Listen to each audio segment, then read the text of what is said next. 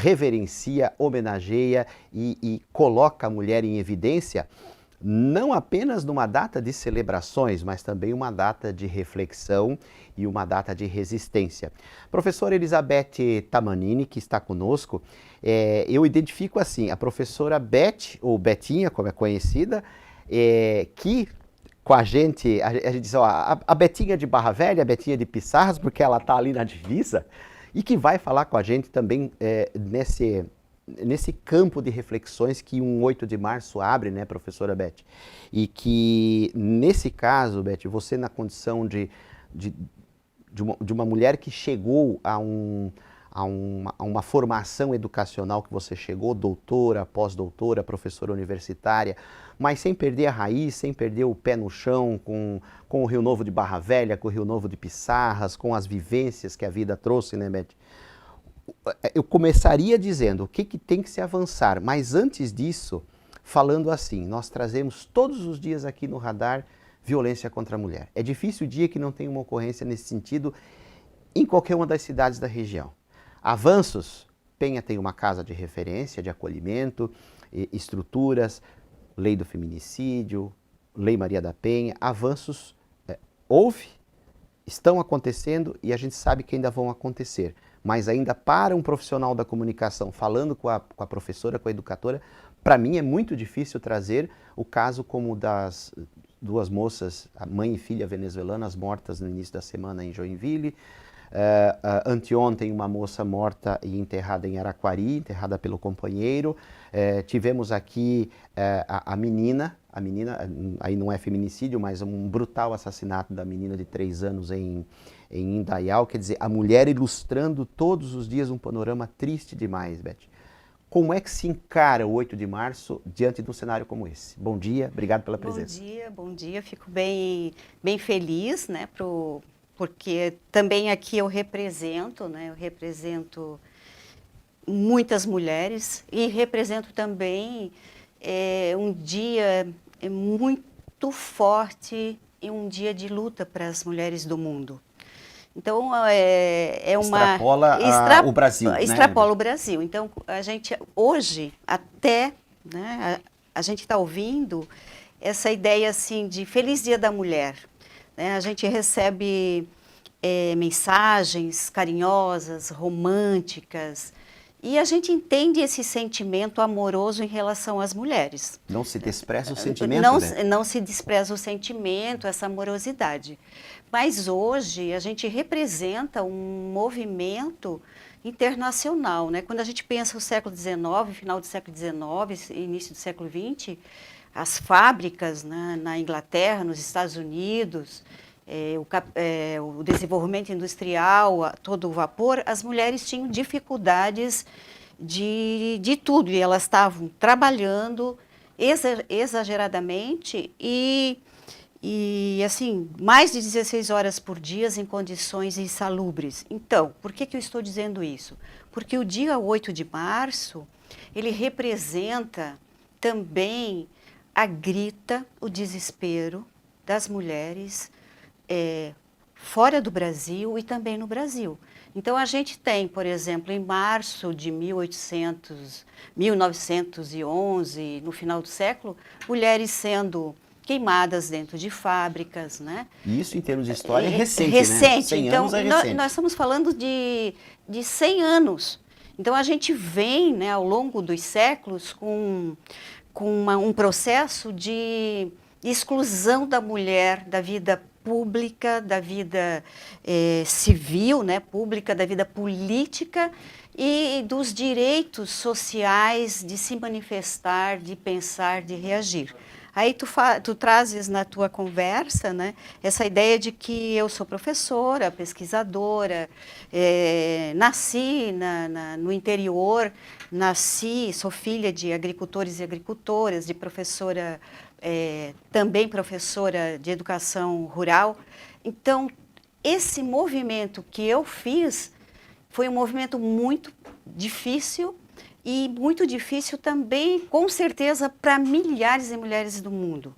Então, os espaços nossos, né, por questões de ausência de direitos civis e políticos, né? Ou seja, a gente ser respeitada do ponto de vista de leis, das constituições, do ponto de vista do que a gente representa enquanto conhecimento e capacidade emocional, intelectual, e também dessa relação da valorização profissional. Ou seja, Beth, você vai numa linha assim, para o homem, por exemplo, pode dar o parabéns, o abraço, oferecer as flores, porque a mulher gosta desse espaço afetivo, né? Tudo isso pode ser feito no 8 de março, mas sem perder essa... Não, sem perder essa parte essa, da a história. Origem da data. A origem da data. Então vejamos, por exemplo, o Brasil, né? Nós vamos ter, somente em 1932, a possibilidade das mulheres votarem. Mesmo assim, as mulheres que poderiam votar eram mulheres que tinham acesso à educação, tinham uma família que tinha capacidade financeira, então ou o pai ou o marido, e o voto era facultativo. E também não, né, nós só conseguimos o direito cidadã, que passa pela ideia do voto, da gente poder expressar o que nós desejamos e também as pessoas verem na gente uma possibilidade, uma representação, uma referência. E uma capacidade. Uma capacidade intelectual, política, profissional. Nós vamos ter essa conquista com a Constituição de 1988. Olha só. Né? De 32 a 88, meio século. Teve algumas conquistas, né? Porém, sempre com muita luta, muitos movimentos sociais, os movimentos de mulheres, né? Os movimentos feministas.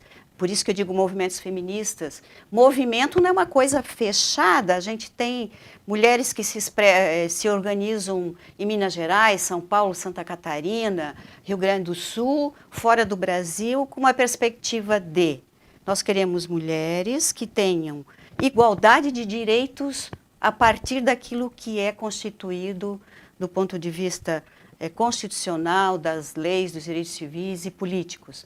Então, nós avançamos do ponto de vista das conquistas, digamos, a partir das leis, das convenções nacionais e internacionais de proteção. Mas na vida prática? Na vida prática, nós precisamos continuar de forma intensiva essas lutas, porque, como tu falavas, nós temos índices gravíssimos de violência doméstica, mesmo com as nossas leis. Deixe-me reportar, Beth, eu falei 3 exemplos aqui destas últimas 2 semanas aqui da nossa região e no nosso estado, mas nós tivemos 2 anos atrás em Barra Velha uma situação muito preocupante, que foi 21 ou 22, ali já estava quase no pós-pandemia, mas nós tivemos 4 mulheres assassinadas em um semestre em Barra Velha, dentro de Barra Velha, e nós temos então essa esteira de acontecimentos que vem aqui. Tivemos uma acreana, uma jovem em situação de trabalho escravo, análogo à escravidão, aqui em Penha. Ela foi protegida, a pessoa era uma senhora que adotou ela, né? Já está encaminhada até pelo coletivo Mulheres do Brasil ali, que encaminhou ela para o mercado de trabalho, o Ministério Público. Que faz um trabalho bacana. Um trabalho bacana, mas, nossa, se puxar pela memória, tem caso toda hora. Então, tu trazes questões fundamentais daqui de Barra do nosso local, do nosso dia a dia. Então, a violência, essas questões das violências, e praticamente todas causadas por homens, companheiros, ou enfim, no campo da relação doméstica, fora no trabalho, né? Então, nós, a partir da própria Lei Maria da Penha, né, com força bastante grande a partir de 2000, 2002 e agora, né, se reforça a reflexão do quanto a gente tem essa cultura de violência machista, né, dos homens. Opressão mesmo, Opressão, numa cultura, do ponto de vista filosófico, que a gente diz, dessa tradição milenar do patriarcado, né, tendo a mulher subjugada, né, numa condição inferior, né, ela não era vista até o início do século XX como um ser normal, né, ela não era aceita na vida política, na vida intelectual, né, e aí a gente tem mulheres maravilhosas no Brasil, como a Berta Lutz, né, que fez um trabalho magnífico de organização das mulheres, da ciência, da tecnologia. Nise da Silveira. E a Nise da Silveira e outras Dona Zilda Arnes. Sim, e outras mulheres anônimas, né, que fazem esse trabalho de proteção.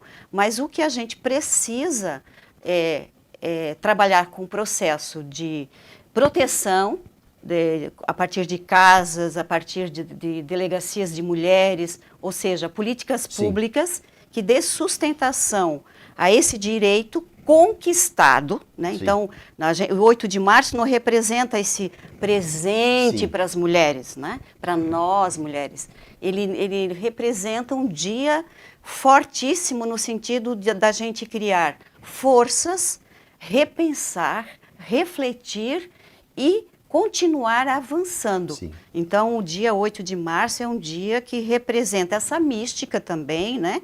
De mulheres que foram vítimas de violência na fábrica, na política, né? Na relação pessoal, doméstica, e também representa esse amor, esse compromisso que nós mulheres temos em relação ao cuidado da sociedade, a construção, né? Trazendo para a nossa realidade prática aqui da nossa região, nós vemos sempre muitas mulheres à frente de associações filantrópicas, por exemplo, aqui em Pissarras, a Nancy, no Nascendo Chega e Abraça, a Dona Sônia Reis e a Dona Edir na Perpétuo Socorro. Em Barra Velha temos Dona Loreti na APEC, temos a Dona Sueli do Rosário nas Senhoras Solidárias, Dona Lourdes Sirena, enfim, nas associações de bairros, né? Você já não vê isso, por exemplo, nos conselhos municipais? Você parece que vai reduzindo. E quando chega lá no poder eletivo mesmo, você não vê uma equiparação mínima que seja na Câmara de Vereador, por exemplo. De São João, de Barra Velha, Balneário Pissarras avançou, temos 2, Penha não elegeu mulheres, Navegantes tem 3, um panorama diferenciado.